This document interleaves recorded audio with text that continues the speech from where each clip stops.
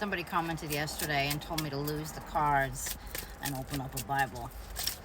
Dude, this is how I talk to God. This is how Mama communicates to me. All right, Mama, what you got for us today? 10 of Wands. Sense of feeling a little bit of the weight of the world on our shoulders. There's always another way to do something, and even more than that, there's always another way to look at something. And I'm hearing the message, instead of saying, it's just a reminder, an invitation for all of us, instead of I have to do this, I need to do this, can we flip it around to I get to. That frees us up, right? Takes us out of this loop of suffering where a lot of times we want to play, and it's not out of judgment, where we want to play a little bit of a victim card, carrying the world on our shoulders. We don't have to. And this is coming from somebody who has to do it all on my own. So believe me, I'm not just blowing smoke up my ass. We don't have to do it all alone. And it's funny because I had a one-on-one session this morning, and this is part of what we talked about, is when we believe that we have to carry the weight of the world on our shoulders by ourselves, that's what life ends up reflecting back to us. Yes, some of us are single parents. Some of us don't have family and support around us. Some of us are truly physically doing this alone. But we always have our angels, and we always have God that we can call upon.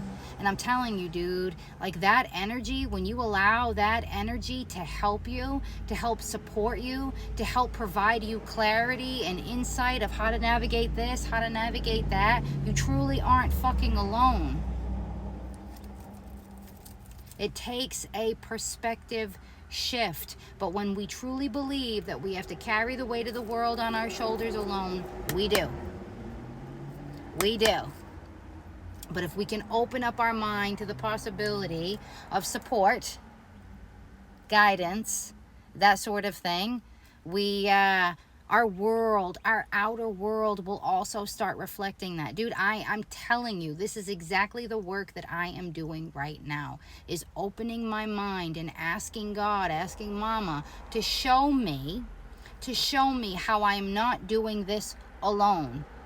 And it's funny because my outer reality is now reflecting that back to me. Very small ways of how I truly am not doing this all alone. There's always another way to do something. And if the weight of the world is on your shoulders right now, can you give yourself even just 30 fucking seconds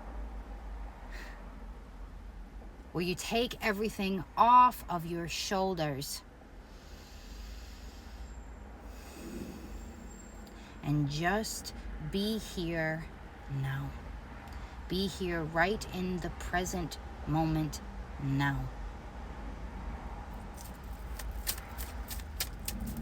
Sometimes, and this one's going to be a harsh truth, it's sometimes something that I don't necessarily want to recognize, is that a lot of times we have time in our day to rest, relax, pour into ourselves, do something for ourselves, but we have to make that a priority.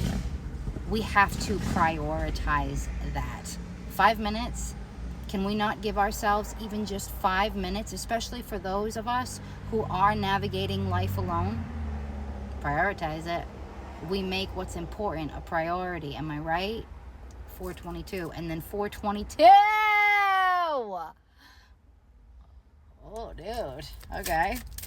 This is also a 10. 10 is closing out something, completing something.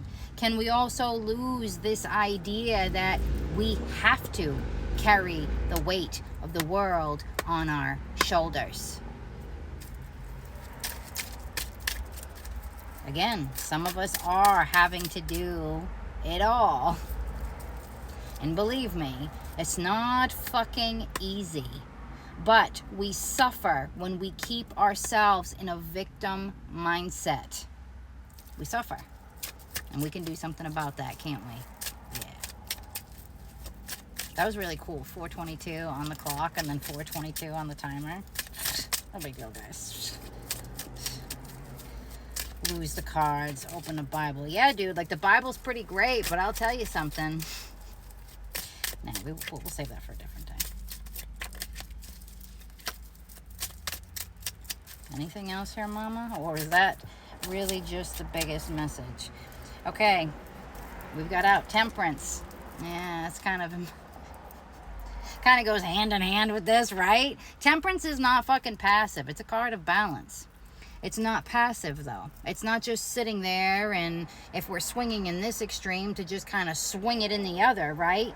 Temperance is an active, balancing process where we bring ourselves to center.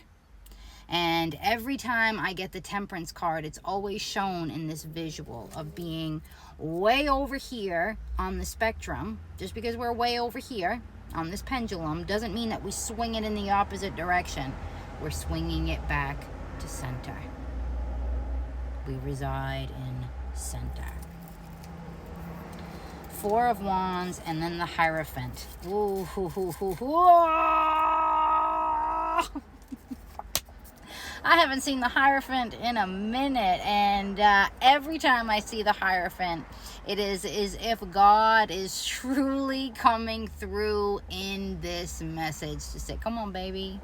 Come on, come and climb up on my lap. You can rest here for a minute. Like, you're getting real good on this relationship with God, of like almost having like this steel rod of connection between you and the divine. And for some of us, that is, for the most part, in our physical reality, all we have. And I don't want to minimize that.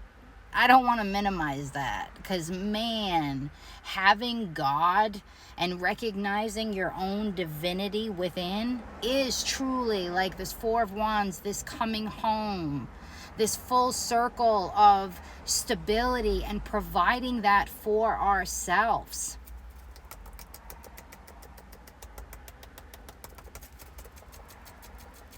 Can you celebrate the fact that you are actively seeking out, providing a sense of stability for yourself? Of getting really clear on your beliefs and on your boundaries? Can you celebrate that? Let's just see what's at the bottom of the deck. Of course, my dude. The Wheel of Fortune, which is also a number 10 card.